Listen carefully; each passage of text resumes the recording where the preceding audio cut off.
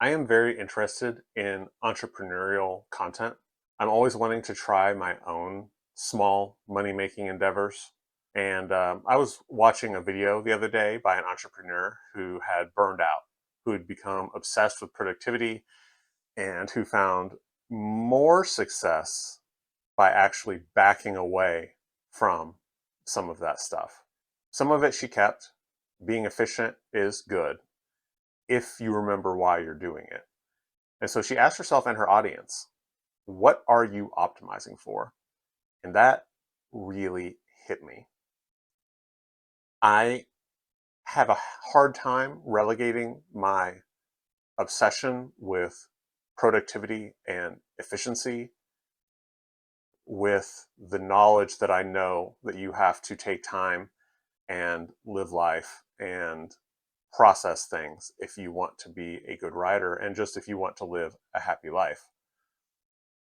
And I think that asking, what are you optimizing for, is one of the best ways to bring that into perspective and allow those two things to live side by side.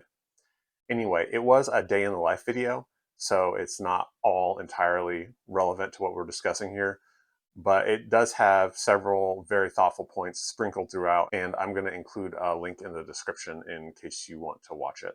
Another interesting video that I saw recently was an interview of Dr. K from Healthy Gamer GG. Most of what he talks about in this interview is what is going wrong with young men these days, why they're having such a hard time. But this point is applicable to everyone. And I mean, probably the whole thing is applicable to everyone. He says that we are all so distracted all the time that we don't develop the ability to self-reflect and solve our own problems. We bounce from one source of stimulation to the next, endlessly, all day long. Any moment where we feel the slightest hint of boredom, we reach for our phones. So we never reflect.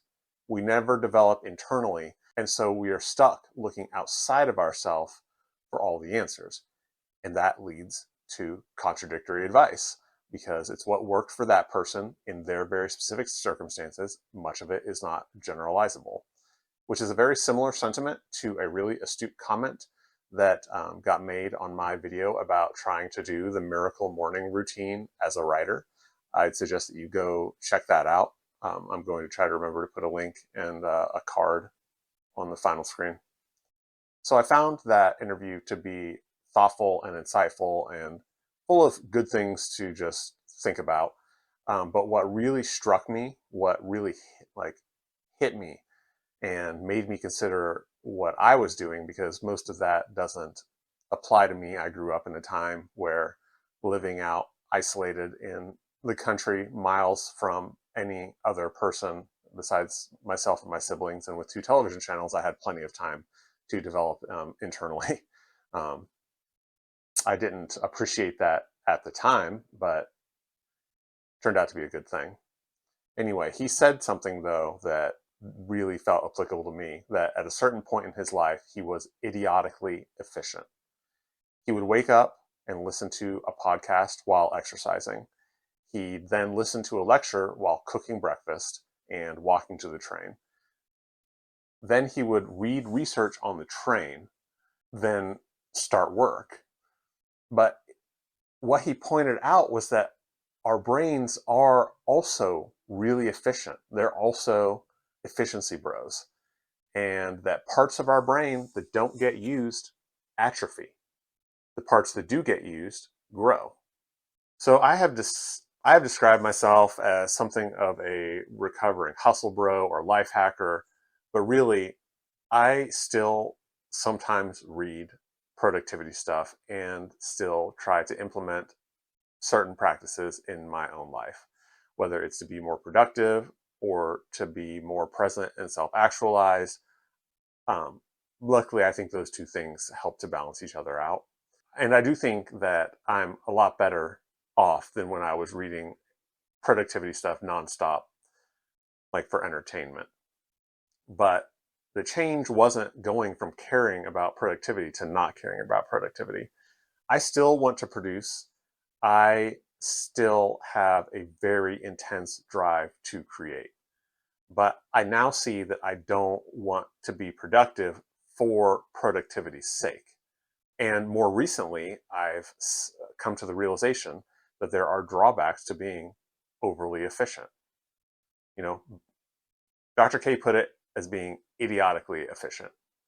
If you want to be able to write, if you want to be able to create an entire believable world, you have to give your brain space to process. You can't be idiotically efficient. You need to waste time daydreaming. You need to waste time reading fiction.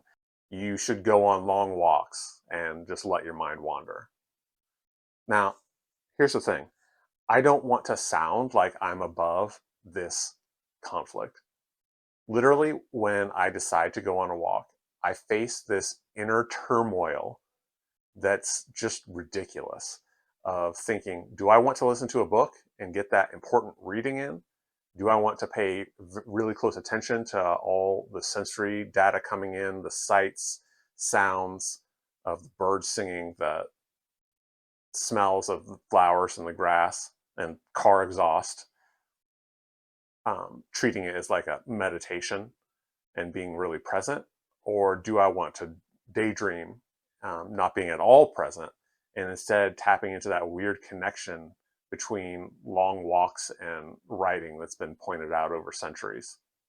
I literally, before doing one of the most relaxing things that you can do, get stressed out of how to best use my walking time. And here's the thing, it's unavoidable. I have to make a choice because I'm going to be doing one of those three things. This is the state of the modern world. And the modern world creates this contradiction because if you want to be able to write anything worthwhile, you have to give yourself time to process. But fitting writing into your life alongside work and family reduces your free time.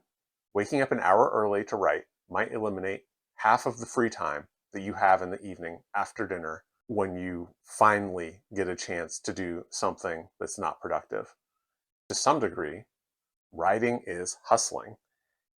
It's one of the top recommended side hustles, which I think is pretty laughable to most of us trying to make any sort of money this way.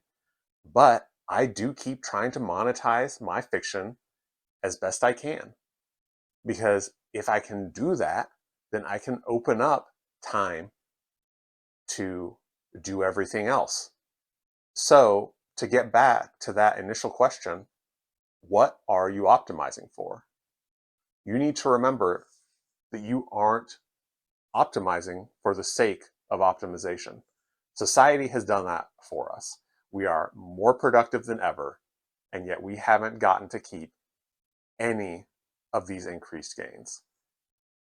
You've seen the charts where productivity and income completely diverged.